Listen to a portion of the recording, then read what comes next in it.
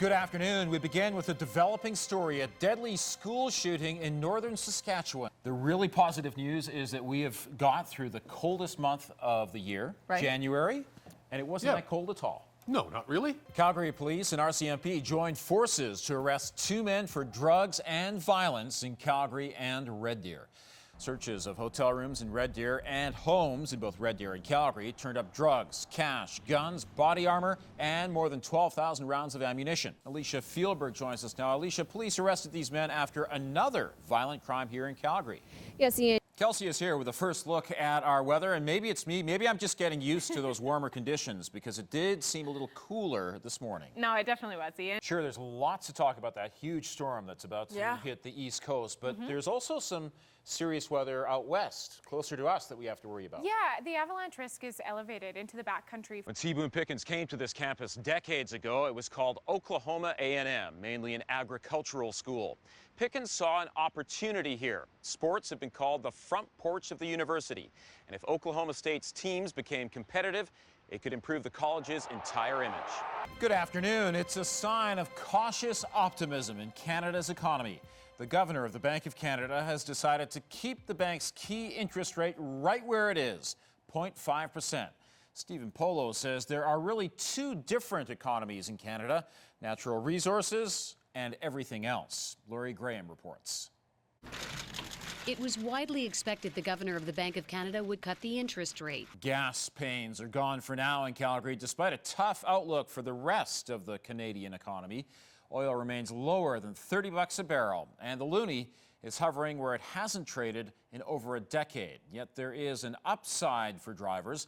Prices have been dropping steadily in the past few weeks, making it cheaper to fill your tank than it has been in years. Ina Sadu is live along Bow Trail, and Ina, no matter what you drive, you're getting a break at the pump. Ian, just to give you an idea of how much people are saving. City councillors continue to debate how to make Calgary safer for pedestrians. A plan was tabled at a committee meeting today, but some councillors still have concerns, and they've sent the report back to the Transportation Committee.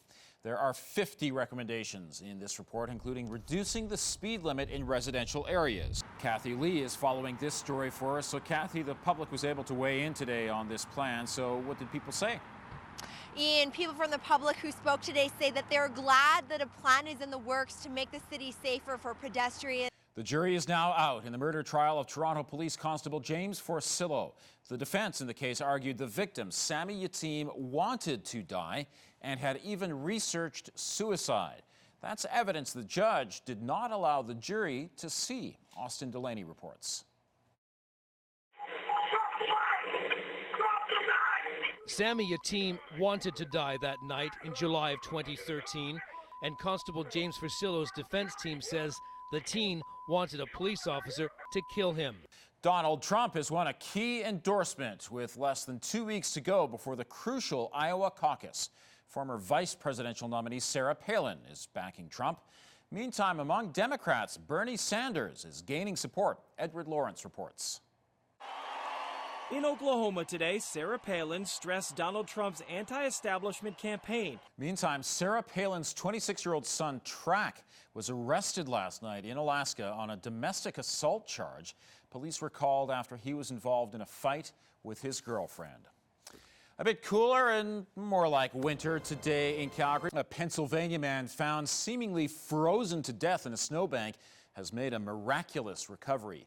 26-year-old Justin Smith had no heartbeat, but one doctor refused to give up on reviving him. TJ Holmes has the story. This morning, 26-year-old Justin Smith is grateful to be alive. He's a musician, an actor, and now a hero. Jamie Foxx got involved in a real-life drama on Monday night when he came to the rescue of a man trapped inside a burning truck. Morgan Radford reports. I'm going to send the ambulance, please. A horrific accident. The dropping price of oil is having a major impact on stock markets around the world today. The Toronto stock market posted a triple-digit loss on a day that saw wild swings as the price of oil fell yet again.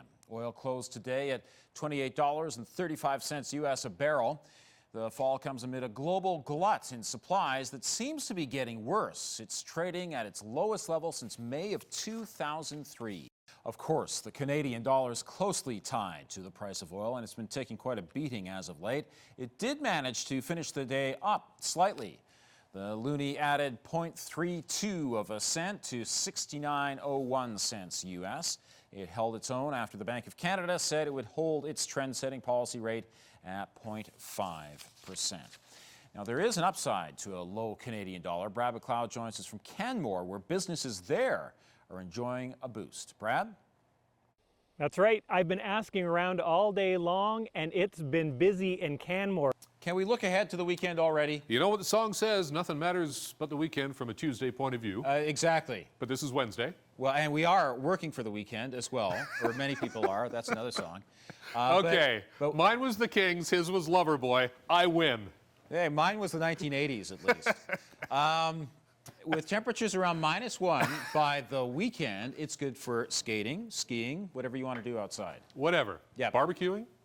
Yeah, you could try that too. You can try that too, yeah. Sure. I think it's a Portuguese wine with some Spanish characteristics. He used a lot of American oak. Jeff Last loves his job. And finally, the manager of Bin 905 is running his store full-time. Yeah, Portugal has so many indigenous varietals that he and his staff are sampling wine again, almost a year after the flood wiped out the store. It looked like the hull of the Titanic or something. You know, water just dripping everywhere. Things that floated around the entire store. There were bottles sitting sort of upside down, kind of like that, on the floor. Things that migrated out of the office area and just drifted through the whole store. It was really quite surreal. The damage was over $1 million, including $250,000 in inventory.